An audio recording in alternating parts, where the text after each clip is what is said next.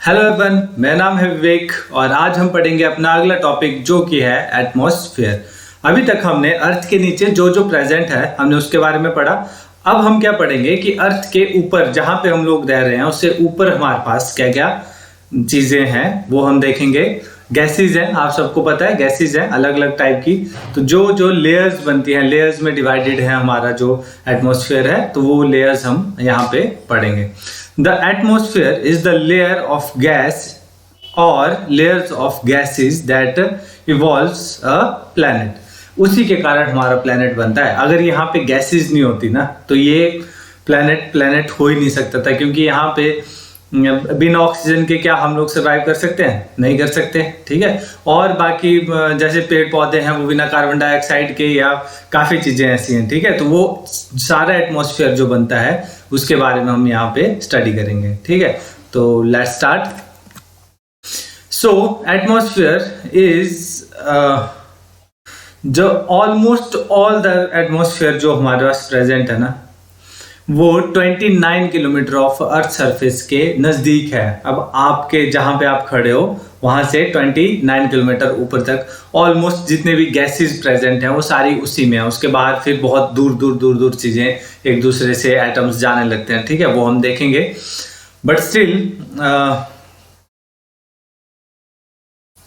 अगर मैं up to 50 kilometre की बात करूं तो यहाँ पे सबसे ज़्यादा, आपसे पेपर में क्वेश्चन पूछता है कि सबसे ज़्यादा कौन सी गैस प्रेजेंट है एटमॉस्फेयर में, दैट इज आपकी नाइट्रोजन। कितना परसेंट है? 78.09%। 78.09% बहुत ज़्यादा है, ठीक है। आप यहाँ पे देख सकते हो ये पूरा पोर्शन जो है आपका क्या है, ये आपकी नाइट्रोजन गैस है। उसके अलावा उससे कम हमारे पास ऑक्सीजन है। देखो इन चीज़ों को भूलना मत। एटमॉस्फेयर में सबसे ज़्यादा जो गैस प्रेजेंट है वो हमारे पास कौन सी है? नाइट्रोजन गैस है। अगर मैं ऑल अराउंड द अर्थ की बात करूं, ऑल ओवर द अर्थ, ठीक है, सबसे ज़्यादा जो एलिमेंट प्रेजेंट है, जो हमने एक बात की थी, सबसे ज़्यादा जो एलिमेंट प्रेजेंट है दैट इज ऑक्सीजन, ठीक है। सबसे ज़्यादा क्या प्रेजेंट है? ऑक्सीजन प्रेजेंट है। लेकिन जब हम सिर्फ एटमॉस्फेयर की बात करेंगे तो हमारे पास क्या प्रेजेंट है? सबसे ज्यादा नाइट्रोजन प्रेजेंट है इन द एटमॉस्फेयर, जो कि 78.9% है। ऑक्सीजन जो है वो 20.95% है दूसरे नंबर पे, ठीक है। तो आर्गोन जो है वो 0.93% है। कितनी है? 0.93%। और कार्बन डाइऑक्साइड जो हम लोग एक्सहेल करते हैं वो है 0.03%। और यहाँ पे कार्बन डाइऑक्साइड बढ़ रही है, उसी के कारण हमारा वर्ल्ड का टेम्परेचर भी इंक्रीज हो रहा है। वो हम देखेंगे जब जब हम एटमॉस्फेयर के बारे में पढ़ेंगे। तो ये है। और जो एवरेज टेम्परेचर है ना ऑन अर्थ वो कितना है? 14 डिग्री सेल्सियस। ये एक पेपर में क्वेश्चन आ चुका है कि एवरेज टेम्परेचर ऑफ अर्थ कितना है। अर्थ में कई जगह 0 टेम्परेचर है, आप लोगों को पता है। आर्कटिक ओशन ले लो आप, अपना अंटार्कटिका ले लो, या आप नॉर्थ अमेरिका साइड ले लो, ठीक है। वहाँ पे ज़्यादातर क्या होता है? बर्फ़ होती है, ज़्यादातर बर्फ़ होती है कनाडा वगैरह कंट्रीज में, ठीक है।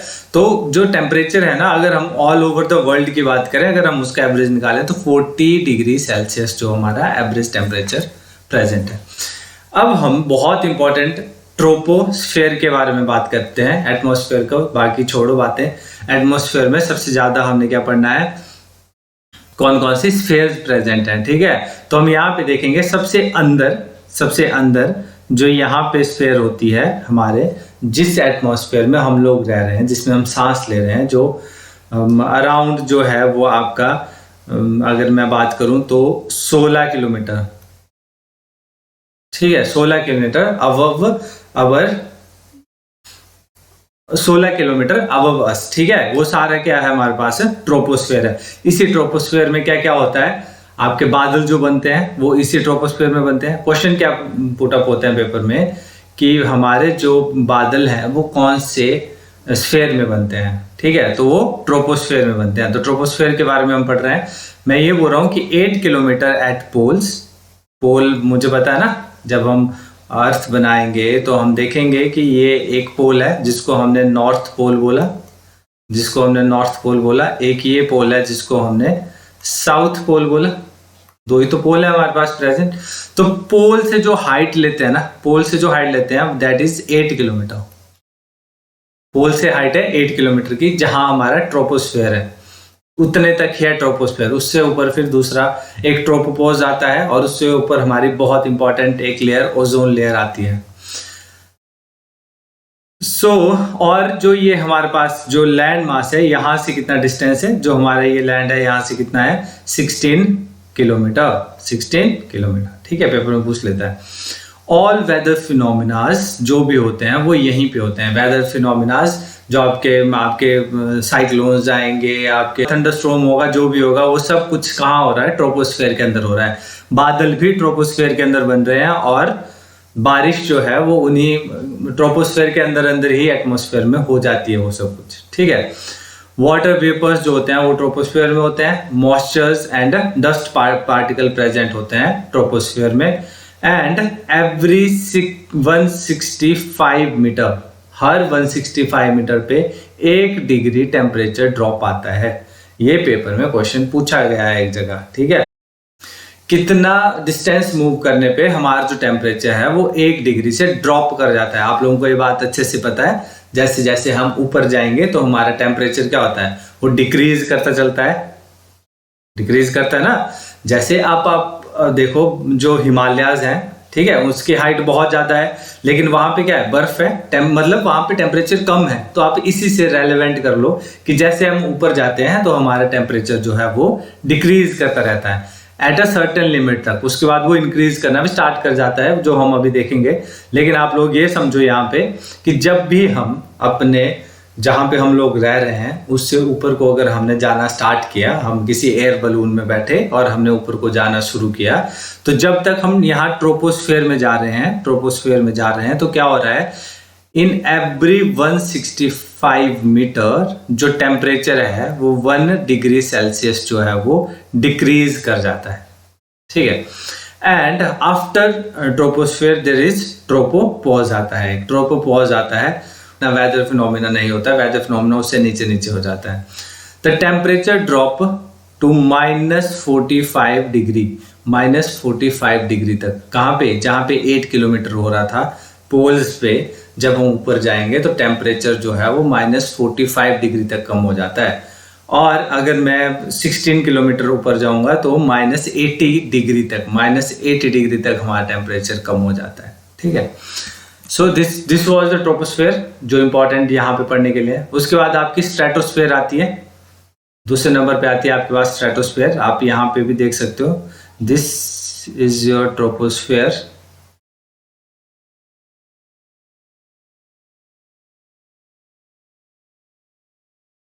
This is your troposphere.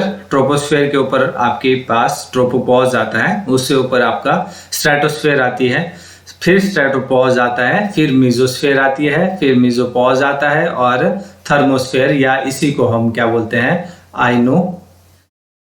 इसी को हम क्या बोलते हैं, आइनोस्फेयर बोलते हैं इसी को, ठीक है। आइनोस्फेयर इसी को बोलते हैं। और उसके बाद हमारे पास है एक्सोस्फेयर। ये आपकी टोटल स्फेयर्स हैं, कितनी, 1 2 3 4 और 5 जो हमने पढ़नी है। सबसे पहले जो हमारे पास आएगी वो आएगी ट्रोपोस्फेयर, जो हमने पढ़ ली। ट्रोपोस्फेयर जिस एटमॉस्फेयर में हम लोग रह रहे हैं, जहाँ पे हमारे बादल बन रहे हैं, सारे वेदर फिनोमिना जहाँ पे हो रहे हैं, वो है आपकी ट्रोपोस्फेयर। उसके बाद यहाँ पे एक ट्रोपोपॉज आता है और ट्रोपोपॉज के बाद यहाँ पे स्ट्रेटोस्फेयर आती है। स्ट्रेटोस्फेयर बहुत इंपॉर्टेंट स्फेयर है, ठीक है, जिसमें आप यहाँ पे देखोगे आइडियल कंडीशन होती है किसके लिए, फ्लाइंग लार्ज, आइडियल कंडीशन होती है फ्लाइंग लार्ज एरोप्लेन। जो आपके एरोप्लेन है ना, वो आप देखोगे लोग जो है विंडो सीट लेते हैं एरोप्लेन पे, क्या, बादल देखने के लिए, ठीक है। तो बादल क्यों दिखाई देते हैं एरोप्लेन से, क्योंकि एरोप्लेन जो है वो बादलों के ऊपर चलता है, ठीक है। क्योंकि जो हमारे बादल बनते हैं वो ट्रोपोस्फेयर में बनते हैं, जो सबसे पहली स्फेयर है हमारी। उससे ऊपर जो लेयर है ना, वो है आपकी स्ट्रेटोस्फेयर, जहां पे ये एरोप्लेन्स जो हैं वो चलते हैं, ठीक है। And contain ozone layer. अगर अर्थ की बात करूं और इससे बाहर मैं इसको सबसे पहले ट्रोपोस्फेयर मानूं, और ट्रोपोस्फेयर के बाहर जो आपकी आएगी वो आपकी क्या आएगी, स्ट्रेटोस्फेयर आएगी, ठीक है, ट्रोपोस्फेयर के बाद हमारे पास क्या आएगी, स्ट्रेटोस्फेयर आएगी। तो ये जो आपकी स्ट्रेटोस्फेयर है, स्ट्रेटोस्फेयर का सबसे नीचे वाला जो पोर्शन होता है, सबसे नीचे वाला जो पोर्शन होता है यहाँ पे, this is your ozone layer. मतलब आपकी जहां पे ट्रोपोस्फेयर खत्म होगी, ट्रोपोपॉज आएगा और ट्रोपोपॉज के बाद जो है आपकी ओजोन लेयर स्टार्ट हो जाती है। ओजोन लेयर बहुत इंपॉर्टेंट लेयर है, आप सबको पता है, ये हम बचपन से पढ़ते आए हैं कि जो यूवी रेज सन से हमारे पे जो यूवी रेज गिरती हैं, जो हमारी बॉडी के लिए और इवन कैंसर तक क्रिएट करती हैं, ठीक है, उनसे हमें ये ओजोन लेयर प्रोटेक्ट करती है। ठीक है, और अभी ओजोन लेयर की डिप्लेशन भी हो रही थी, उसी को रोकने के लिए हमने बहुत ज़्यादा कदम उठाए हैं, धीरे धीरे कोशिश कर रहे हैं हम। ठीक है, सबसे जो इम्पैक्ट करता है ना, एक याद रखना, पेपर में कई बार पूछता है कि ओजोन लेयर को सबसे ज़्यादा इम्पैक्ट कौन सा करता है, तो आपका क्लोरोफ्लोरोकार्बन। ठीक है, क्लोरोफ्लोरोकार्बन्स जो हैं वो रिलीज करते हैं क्लोरीन, जो कि ओजोन के साथ रिएक्ट कर जाती है और ये हार्मफुल होती है किसके, ओजोन लेयर के। तो आपसे डायरेक्ट पेपर में क्वेश्चन पूछता है कि सबसे ज्यादा इंपैक्ट कौन करता है। अभी हम ग्रीन हाउस गैसेस के बारे में पढ़ेंगे बाद में, ठीक है, लेकिन आप ये one of the green house gas है, लेकिन आप इसको एक बार देख लेना, दैट इज क्लोरोफ्लोरोकार्बन। ठीक है, ये बहुत इंपॉर्टेंट है, ये पेपर में पूछता है। आफ्टर स्ट्रेटोस्फेयर देयर इज स्ट्रेटोपोज, ठीक है, which having temperature 0 degree Celsius. जो हमारा ट्रोपोपोज है उसका टेम्परेचर, अभी आप यहाँ पे देखो, मैंने आपको बोला 14 डिग्री सेल्सियस जो हमारे अर्थ है उसका एवरेज टेम्परेचर है।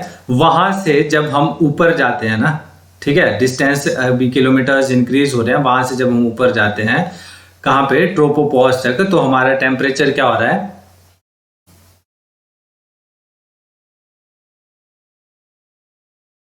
वहां से हम ऊपर जाते हैं कहां तक, ट्रोपोपॉज तक, तो हमारा टेम्परेचर क्या हो रहा है, वो डिक्रीज हो रहा है। ठीक है, कितना डिक्रीज हो रहा है, कितने तक डिक्रीज हो रहा है, वो हम लोग बात कर चुके हैं। एक जगह आपका -45 डिग्री सेल्सियस चल जाएगा और एक जगह शायद 80 डिग्री सेल्सियस तक चल जाएगा, कम होगा टेम्परेचर। ठीक है, कहाँ पे, जहाँ पे 8 किलोमीटर की रेंज है वहां पे -45 डिग्री, और जहाँ पे 16 किलोमीटर की रेंज है वहां पे 80 डिग्री सेल्सियस। ठीक है, और उससे ऊपर क्या होता है, टेम्परेचर थोड़ा सा इंक्रीज करने लगता है, बहुत ज्यादा इंक्रीज नहीं करता लेकिन इंक्रीज करने लगता है। और कहां तक इंक्रीज करता है, अभी आप यहाँ पे देखोगे, यहाँ पे एक ट्रोपोपॉज आता है जहां पे जो टेम्परेचर है वो 0 डिग्री सेल्सियस है। इसको भी समझना थोड़ा सा, कहां तक, 0 डिग्री सेल्सियस तक। अच्छा, अब हम मीजोस्फेयर के बारे में बात करते हैं। ये इतनी इंपॉर्टेंट नहीं है, पेपर को लेके ये इतनी इंपॉर्टेंट नहीं है, लेकिन फिर भी आप एक चीज ध्यान रखना, the temperature decreases with height -80 degree Celsius at 80 kilometre. अब आप यहां पे देखो, ये आपकी क्या थी, स्ट्रेटोपॉज था, स्ट्रेटोपॉज पे 0 डिग्री सेल्सियस टेम्परेचर, उसके बाद एकदम से टेम्परेचर कम होता है और ये कहां तक चल जाता है, 100 डिग्री सेल्सियस, -100 डिग्री सेल्सियस तक चल जाता है, ये इतना कम हो जाता है टेम्परेचर। ठीक है, उसके बाद क्या होता है, तो ये हमारा मीजोस्फेयर है। मीजोस्फेयर इतना इंपॉर्टेंट नहीं है, बस इतना सा याद रखना, जो हमारे मेट्रोइड्स होते हैं, ठीक है, वो वैसे तो जो इससे ऊपर वाली स्फेयर है, आइनोस्फेयर, वहां पे खत्म हो जाते हैं ऑलमोस्ट। ठीक है, वो उसको बर्न कर देता है, क्योंकि उसको हम थर्मोस्फेयर बोलते हैं, उसका टेम्परेचर बहुत ज्यादा है और वो वहीं खत्म हो जाता है। लेकिन कई बार जो है वो इस मीजोस्फेयर तक एस्ट्रॉइड्स हमारे चले जाते हैं, मेट्रॉइड्स चल जाते हैं, ठीक है, लेकिन वो यहाँ पे खत्म हो जाते हैं, तो यहीं तक जा पाते हैं, इससे नीचे नहीं आ पाते हैं। कुछ आए हैं, ठीक है, बहुत रेयरली, दैट्स इट। और अब हम पढ़ेंगे आइनोस्फेयर के बारे में। ये सबसे इंपॉर्टेंट स्फेयर है। ठीक है, सबसे इंपॉर्टेंट यहाँ पे क्या है कि ये इलेक्ट्रिकली चार्ज पार्टिकल्स होते हैं, इलेक्ट्रिकली चार्ज पार्टिकल है, ये चार्ज पार्टिकल है, इसी की वजह से, मतलब आप चार्ज पार्टिकल से समझ रहे हो ना, नेगेटिव चार्ज है या पॉजिटिव चार्ज है, जो भी हो। ठीक है, जब हम कोई सिग्नल इसको भेजते हैं तो जो हमारा सिग्नल वापस आता है, जो रिफ्लेक्ट होता है, जो रेडियो वेव्स हमारी रिफ्लेक्ट होती हैं, वो यहीं से रिफ्लेक्ट होती हैं, किससे, आइनोस्फेयर से। ये बहुत इंपॉर्टेंट क्वेश्चन है। और प्रोटेक्ट करता है अर्थ को, किससे, मेट्रॉइड्स से, जो मेट्रॉइड्स बाहर से आ रहे हैं। मेट्रॉइड्स आप समझते हो, मैंने आपको इवन आप लेक्चर देखना, फर्स्ट लेक्चर हमारा ज्योग्राफी का, उसमें मैंने आपको बताया कि मेट्रॉइड्स क्या होते हैं, जो लाइक अ बिग रॉक्स जो अर्थ के बाहर प्रेजेंट है और कई बार गलती से अर्थ के एटमॉस्फेयर के अंदर घुस जाते हैं। लेकिन वो क्या होता है, यहीं पे खत्म हो जाते हैं। कहाँ पे? आइनोस्फेयर में, क्योंकि इसका टेम्परेचर बहुत ज़्यादा होता है। और ये यही कितना ज़्यादा होता है ये मैं आपको बता रहा हूँ। टेम्परेचर जो है ना इसका वेरी भी बहुत ज़्यादा करता है। कहाँ से? -73 डिग्री सेल्सियस से लेके 225 डिग्री सेल्सियस तक टेम्परेचर चला जाता है इसका। कितने से कितने तक? ये आपका टेम्परेचर जो है वो यहाँ से, अब आप यहाँ पे देखो, अभी ये -100 पे है, उससे ऊपर जो ये टेम्परेचर है ये देखो बढ़ता ही जा रहा है। ठीक है, तो ये टेम्परेचर कितना इंक्रीज हो जाता है? This temperature increase to 225 degree Celsius. ठीक है, और जो इंटरनेशनल स्पेस स्टेशन है ना, जब हम बात करते हैं स्पेस स्टेशन के बारे में जो हमने बाहर भेजे हुए हैं, तो जो इंटरनेशनल स्पेस स्टेशन है वो इसी आइनोस्फेयर में प्रेजेंट है। और जो हमारे सैटेलाइट्स हैं जो हमने भेजे हैं वो इसी, अभी अगर वो अर्थ की ग्रेविटी पुल के बाहर चल जाएंगे तब तो वो यूनिवर्स में गायब हो जाएंगे ना। ठीक है, वो हमारे पास रुके थोड़ी रहेंगे। तो वो एग्जैक्टली बाहर नहीं है अर्थ के, वो कहाँ पे है? जो हमारे यहाँ पे जो ये थर्मोस्फेयर है, इसी आइनोस्फेयर को हम थर्मोस्फेयर भी बोलते हैं, कंफ्यूज मत करना। जो हमारी थर्मोस्फेयर है, थर्मोस्फेयर क्यों बोला हमने? क्योंकि टेम्परेचर बहुत ज़्यादा है। कितना ज़्यादा है? 225 डिग्री सेल्सियस तक टेम्परेचर चला जाता है, इसलिए हम इसको थर्मोस्फेयर भी बोलते हैं। और साथ में क्या बोलते हैं? इसको हम आइनोस्फेयर भी बोलते हैं। ठीक है, इसको हम आइनोस्फेयर भी बोलते हैं और थर्मोस्फेयर भी बोलते हैं। यहीं पे हमारे क्या है? सैटेलाइट्स भी हमारे यहीं पे हैं। जो इंटरनेशनल स्पेस स्टेशन है वो भी यहीं पे है। ठीक है, और जो हमारी रेडियो वेव्स हैं, जो हम रेडियो वेव्स भेज रहे हैं, वो वापस रिफ्लेक्ट होके यहीं से आ रही हैं। किससे? आइनोस्फेयर से। यही question paper point of view से इंपॉर्टेंट है। एक्सोस्फेयर, सबसे ऊपर वाली जो यहाँ पे स्फेयर होती है, इस स्फेयर को हम बोलते हैं एक्सोस्फेयर। और एक्सोस्फेयर में इंपॉर्टेंट यही है कि ये सबसे बाहर वाली स्फेयर प्रेजेंट है हमारे एटमॉस्फेयर की। इसमें ग्रेविटेशनल पुल बहुत कम होता है, ना ज़्यादा एयर रहती है ना कुछ रहता है। ठीक है, लेकिन स्टिल एक बाउंडेड एरिया है जो हमारे अर्थ की जो ग्रेविटेशनल पुल है उसके अंडर आता है। ठीक है, इतनी ज़्यादा नहीं है ग्रेविटेशनल पुल, लेकिन मिनिमम है। ठीक है, ये कई किलोमीटर तक फैला हुआ है, ये कई किलोमीटर तक है, वेरी करता है प्लेस टू प्लेस। ठीक है, let's stay tuned, thank you and have a nice day.